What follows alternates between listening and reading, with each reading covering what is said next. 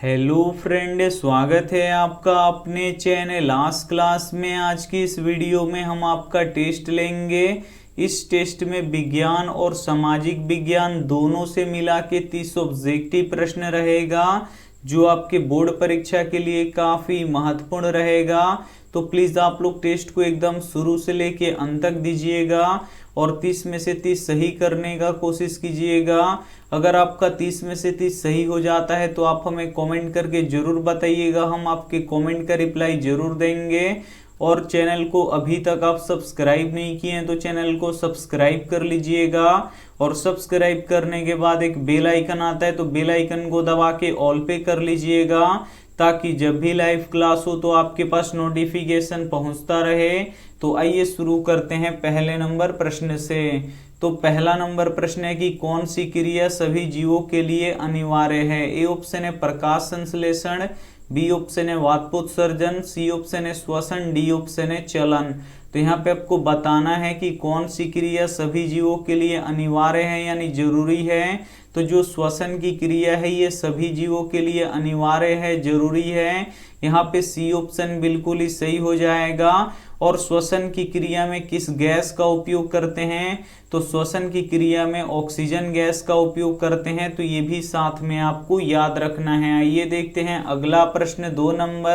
दो नंबर प्रश्न है कि चिपको आंदोलन का शुरुआत किस राज्य से हुआ था। ए ऑप्शन है बिहार से, बी ऑप्शन है मध्य प्रदेश से, सी ऑप्शन है उत्तराखंड से, डी ऑप्शन है महाराष्ट्र से। काफी महत्वपूर्ण प्रश्न है ये आपके बोर्ड परीक्षा के लिए।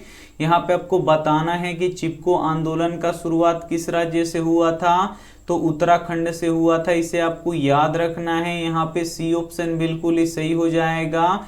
और चिपको आंदोलन के प्रमुख नेता कौन थे, तो सुंदरलाल बहुगुणा थे। तो ये भी साथ में आपको याद रखना है। ये देखते हैं अगला प्रश्न। तीन नंबर प्रश्न है कि आवेश कितने प्रकार के होते हैं। ए ऑप्शन है 2, बी ऑप्शन है 3, सी ऑप्शन है 5, डी ऑप्शन है 6। तो यहाँ पे आपको बताना है कि आवेश कितने प्रकार के होते हैं। तो आवेश 2 प्रकार के होते हैं, इसे आपको याद रखना है। यहाँ पे ए ऑप्शन बिल्कुल ही सही हो जाएगा। पहला होता है धन आवेश और दूसरा होता है ऋण आवेश। तो ये भी साथ में आपको याद रखना है। आइए देखते हैं अगला प्रश्न। 4 नंबर प्रश्न है कि बैंकिंग किस क्षेत्र में आता है। ए ऑप्शन है प्राथमिक क्षेत्र में, बी ऑप्शन है सेवा क्षेत्र में, सी ऑप्शन है दोनों में, डी ऑप्शन है इनमें से कोई नहीं। तो यहाँ पे आपको बताना है कि बैंकिंग किस क्षेत्र में आता है, तो बैंकिंग सेवा क्षेत्र में आता है। इसे आपको याद रखना है। काफी महत्वपूर्ण प्रश्न है। यहाँ पे बी ऑप्शन बिल्कुल ही सही हो जाएगा। और प्राथमिक क्षेत्र में कृषि आता है, तो ये भी साथ में आपको याद रखना है। आइए देखते हैं अगला प्रश्न। 5 नंबर प्रश्न है कि रेड डाटा बुक क्या है। ए ऑप्शन है विलुप्त हो रहे प्रजातियों की सूची, बी ऑप्शन है भारत के वनों की सूची, सी ऑप्शन है भारत के सभी पशुओं की सूची, डी ऑप्शन है भारत के सभी पक्षियों की सूची। काफी महत्वपूर्ण प्रश्न है ये आपके बोर्ड परीक्षा के लिए। यहाँ पे आपको बताना है कि रेड डाटा बुक क्या है, तो विलुप्त हो रहे प्रजातियों की सूची है। इसे आपको याद रखना है। काफी महत्वपूर्ण प्रश्न है। यहाँ पे ए ऑप्शन बिल्कुल ही सही हो जाएगा। काफी महत्वपूर्ण 30 ऑब्जेक्टिव प्रश्न है। तो एक भी प्रश्न आप लोग स्किप मत कीजिएगा। टेस्ट को बिल्कुल शुरू से लेके अंत तक दीजिएगा और लास्ट में हमें जरूर बताइएगा कि आपका 30 प्रश्नों में से कितना सही हुआ। और वीडियो को लाइक नहीं किए हैं तो प्लीज आप लोग वीडियो को लाइक भी कर दीजिएगा। आइए देखते हैं अगला प्रश्न। 6 नंबर प्रश्न है कि कोयला कितना प्रकार के होता है। ए ऑप्शन है 1, बी ऑप्शन है 2, सी ऑप्शन है 3, डी ऑप्शन है 4। तो यहाँ पे आपको बताना है कि कोयला कितने प्रकार के होते हैं, तो कोयले 4 प्रकार के होते हैं। इसे आपको याद रखना है। यहाँ पे डी ऑप्शन बिल्कुल ही सही हो जाएगा। और सबसे अच्छा कोयला कौन सा होता है, तो जो एंथ्रोसाइड कोयला होता है वो सबसे अच्छा कोयला होता है। और सबसे खराब कोयला कौन सा होता है, तो जो पीट कोयला होता है ये सबसे खराब होता है। तो ये भी साथ में आपको याद रखना है। आइए देखते हैं अगला प्रश्न। 7 नंबर प्रश्न है कि किस दृष्टि दोष में अवतल लेंस का उपयोग किया जाता है। ए ऑप्शन है निकट दृष्टि दोष में, बी ऑप्शन है दीर्घ दृष्टि दोष में, सी ऑप्शन है अबिंदुकता में, डी ऑप्शन है मोतियाबिंद में। तो यहाँ पे आपको बताना है कि किस दृष्टि दोष में अवतल लेंस का प्रयोग किया जाता है। तो निकट दृष्टि दोष में अवतल लेंस का उपयोग किया जाता है, इसे आपको याद रखना है। यहाँ पे ए ऑप्शन बिल्कुल ही सही हो जाएगा। और दीर्घ दृष्टि दोष में उत्तल लेंस का प्रयोग किया जाता है, तो ये भी साथ में आपको याद रखना है। आइए देखते हैं अगला प्रश्न 8 नंबर प्रश्न है कि अर्थव्यवस्था कितने प्रकार के होते हैं। ए ऑप्शन है 2 प्रकार के, बी ऑप्शन है 3 प्रकार के, सी ऑप्शन है 4 प्रकार के, डी ऑप्शन है 5 प्रकार के। तो यहाँ पे आपको बताना है कि अर्थव्यवस्था कितने प्रकार के होते हैं। तो अर्थव्यवस्था 3 प्रकार के होते हैं, इसे आपको याद रखना है। यहाँ पे बी ऑप्शन बिल्कुल ही सही हो जाएगा। पहला होता है पूंजीवादी अर्थव्यवस्था, दूसरा होता है साम्यवादी अर्थव्यवस्था और तीसरा होता है मिश्रित अर्थव्यवस्था। और एक प्रश्न ये भी पूछा जाता है कि भारत में कौन सी अर्थव्यवस्था है। तो भारत में मिश्रित अर्थव्यवस्था है, तो ये भी साथ में आपको याद रखना है। आइए देखते हैं अगला प्रश्न 9 नंबर प्रश्न है निम्न में से कौन एक स्वच्छ ईंधन है। इसमें से आपको बताना है कि कौन एक स्वच्छ ईंधन है। ए ऑप्शन है कोयला, बी ऑप्शन है प्राकृतिक गैस, सी ऑप्शन है लकड़ी, डी ऑप्शन है सीएनजी। तो यहाँ पे आपको बताना है कि निम्न में से कौन एक स्वच्छ ईंधन है। तो जो प्राकृतिक गैस होता है ये एक स्वच्छ ईंधन होता है, इसे आपको याद रखना है। यहाँ पे बी ऑप्शन बिल्कुल ही सही हो जाएगा। ये देखते हैं अगला प्रश्न 10 नंबर प्रश्न है कि हरित क्रांति का सबसे अधिक प्रभाव किस फसल पर पड़ा। ए ऑप्शन है धान पर, बी ऑप्शन है गेहूं पर, सी ऑप्शन है मक्का पर, डी ऑप्शन है बाजरा पर। काफी महत्वपूर्ण प्रश्न है। यहाँ पे आपको बताना है कि हरित क्रांति का सबसे अधिक प्रभाव किस फसल पर पड़ा। तो गेहूं पर पड़ा, इसे आपको याद रखना है। काफी महत्वपूर्ण प्रश्न है ये आपके बोर्ड परीक्षा के लिए। यहाँ पे बी ऑप्शन बिल्कुल ही सही हो जाएगा। ये देखते हैं अगला प्रश्न 11 नंबर प्रश्न है कि लघु पथन के समय परिपथ में विद्युत धारा का मान होगा। ए ऑप्शन है बहुत अधिक, बी ऑप्शन है बहुत कम, सी ऑप्शन है 3 एम्पियर, डी ऑप्शन है 4 एम्पियर। तो यहाँ पे आपको बताना है कि लघु पथन के समय परिपथ में विद्युत धारा का मान होगा तो कितना होगा। तो बहुत ही अधिक होगा, इसे आपको याद रखना है। यहाँ पे ए ऑप्शन बिल्कुल ही सही हो जाएगा। ये देखते हैं अगला प्रश्न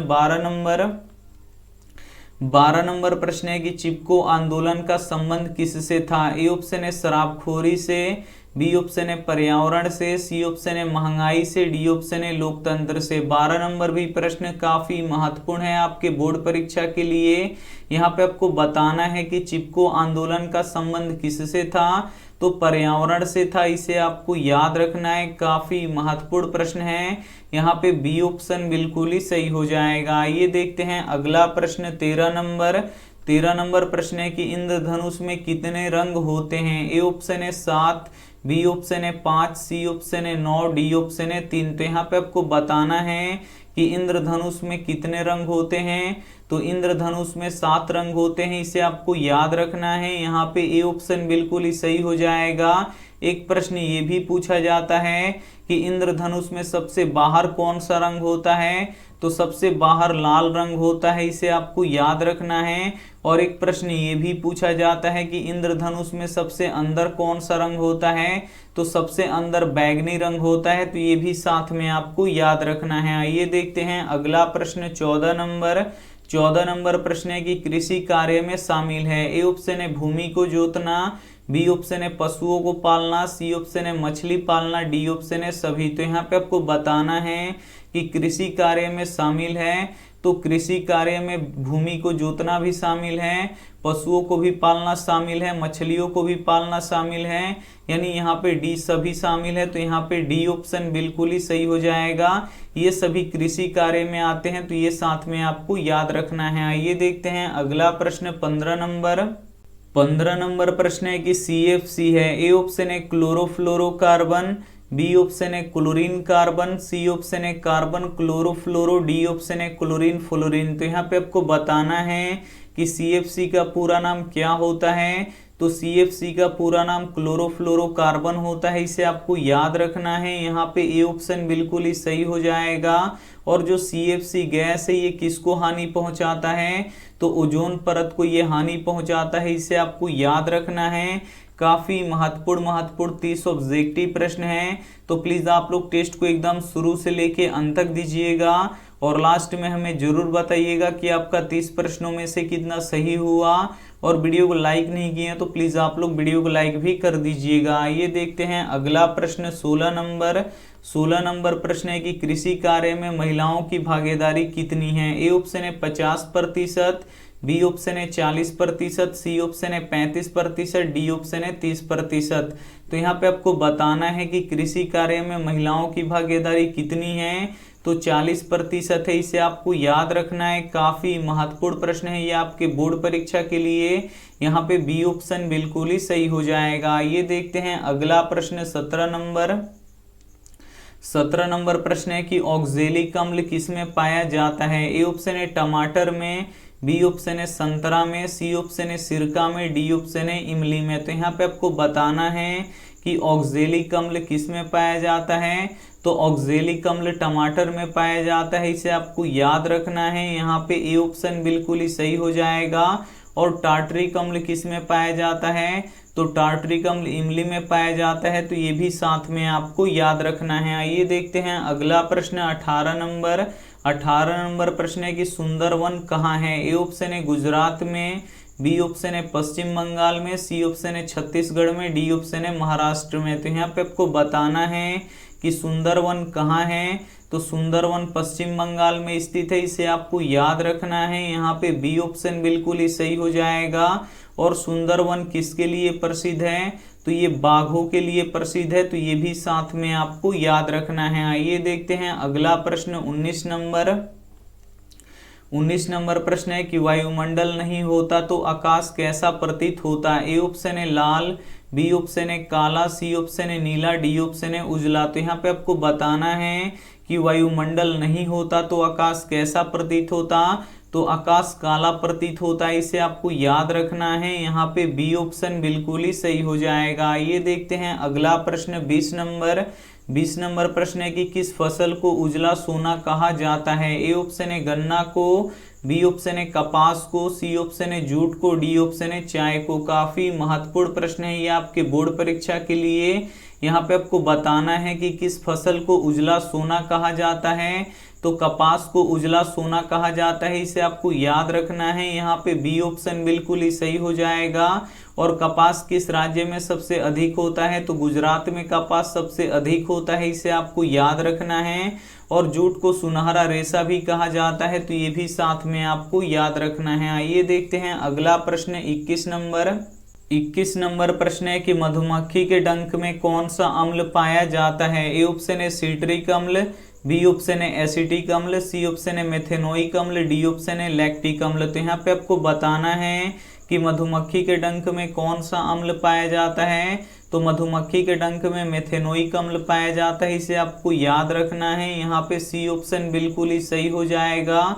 और लैक्टिक अम्ल किस में पाया जाता है, तो लैक्टिक अम्ल दही में पाया जाता है, तो ये भी साथ में आपको याद रखना है। आइए देखते हैं अगला प्रश्न 22 नंबर प्रश्न है कि भारत के किस राज्य में मसाला सबसे अधिक होता है। ए ऑप्शन है केरल में, बी ऑप्शन है झारखंड में, सी ऑप्शन है बिहार में, डी ऑप्शन है असम में। तो यहाँ पे आपको बताना है कि भारत के किस राज्य में मसाला सबसे अधिक होता है, तो केरल राज्य में मसाला सबसे अधिक होता है, इसे आपको याद रखना है। यहाँ पे ए ऑप्शन बिल्कुल ही सही हो जाएगा।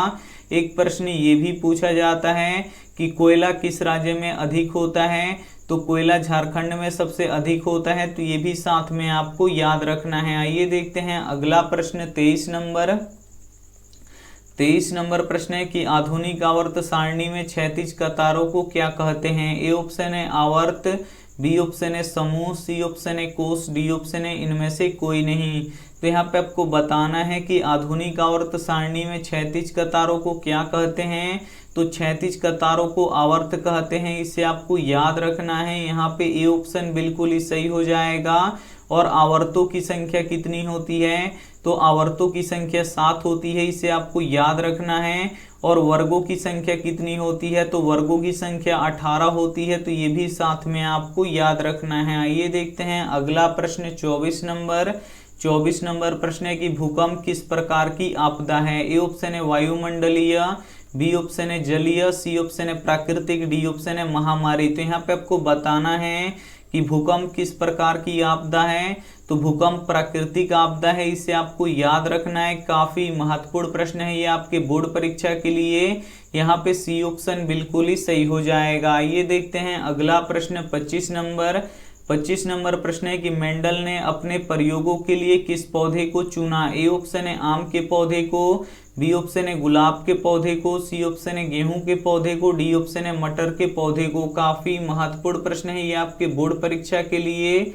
यहाँ पे आपको बताना है कि मेंडल ने अपने प्रयोगों के लिए किस पौधे को चुना, तो मटर के पौधे को चुना, इसे आपको याद रखना है। काफी महत्वपूर्ण प्रश्न है। यहाँ पे डी ऑप्शन बिल्कुल ही सही हो जाएगा। एक प्रश्न ये भी पूछा जाता है कि अनुवांशिकी के पिता किसे कहते हैं, तो अनुवांशिकी के पिता मेंडल को ही कहते हैं, तो ये भी साथ में आपको याद रखना है। आइए देखते हैं अगला प्रश्न 26 नंबर। 26 नंबर प्रश्न है कि जालियांवाला बाग हत्याकांड की जांच के लिए कौन सा समिति का गठन हुआ। ए ऑप्शन है रमन समिति, बी ऑप्शन है हंटर समिति, सी ऑप्शन है डायर समिति, डी ऑप्शन है सिंह समिति। तो यहाँ पे आपको बताना है कि जालियांवाला बाग हत्याकांड की जांच के लिए कौन सा समिति का गठन हुआ, तो हंटर समिति का गठन हुआ, इसे आपको याद रखना है। यहाँ पे बी ऑप्शन बिल्कुल ही सही हो जाएगा। और जालियांवाला बाग हत्याकांड कब हुआ, तो 13 अप्रैल 1919 को हुआ, तो ये भी साथ में आपको याद रखना है। आइए देखते हैं अगला प्रश्न 27 नंबर। 27 नंबर प्रश्न है कि किस प्रकार के श्वसन में सबसे अधिक ऊर्जा मुक्त होती है। ए ऑप्शन है वायवीय श्वसन में, बी ऑप्शन है अवायवीय श्वसन में, सी ऑप्शन है दोनों में, डी ऑप्शन है इनमें से कोई नहीं। तो यहाँ पे आपको बताना है कि किस प्रकार के श्वसन में सबसे अधिक ऊर्जा मुक्त होती है। तो वायवीय श्वसन में सबसे अधिक ऊर्जा मुक्त होता है, इसे आपको याद रखना है। यहाँ पे ए ऑप्शन बिल्कुल ही सही हो जाएगा। जो वायवीय श्वसन होता है ये ऑक्सीजन की उपस्थिति में होता है, और जो अवायवीय श्वसन होता है ये ऑक्सीजन के अनुपस्थिति में होता है, तो ये भी साथ में आपको याद रखना है। आइए देखते हैं अगला प्रश्न 28 नंबर। 28 नंबर प्रश्न है कि आर्थिक विकास का तीसरा क्षेत्र क्या है। ए ऑप्शन है कृषि क्षेत्र, बी ऑप्शन है विज्ञान क्षेत्र, सी ऑप्शन है शिक्षा क्षेत्र, डी ऑप्शन है सेवा क्षेत्र। तो यहाँ पे आपको बताना है कि आर्थिक विकास का तीसरा क्षेत्र क्या है, तो सेवा क्षेत्र है, इसे आपको याद रखना है। काफी महत्वपूर्ण प्रश्न है, यहाँ पे डी ऑप्शन बिल्कुल ही सही हो जाएगा। ये देखते हैं अगला प्रश्न 29 नंबर। 29 नंबर प्रश्न है कि हमारे घर में विद्युत आपूर्ति की जाती है। ए ऑप्शन है 220 वोल्ट पर दिष्ट धारा, बी ऑप्शन है 12 वोल्ट पर प्रत्यावर्ती धारा, सी ऑप्शन है 220 वोल्ट पर प्रत्यावर्ती धारा, डी ऑप्शन है 12 वोल्ट पर दिष्ट धारा। तो यहाँ पे आपको बताना है कि हमारे घरों में विद्युत आपूर्ति की जाती है, तो 220 वोल्ट पर प्रत्यावर्ती धारा की आपूर्ति की जाती है, इसे आपको याद रखना है। यहाँ पे सी ऑप्शन बिल्कुल ही सही हो जाएगा। ये देखते हैं अंतिम प्रश्न 30 नंबर।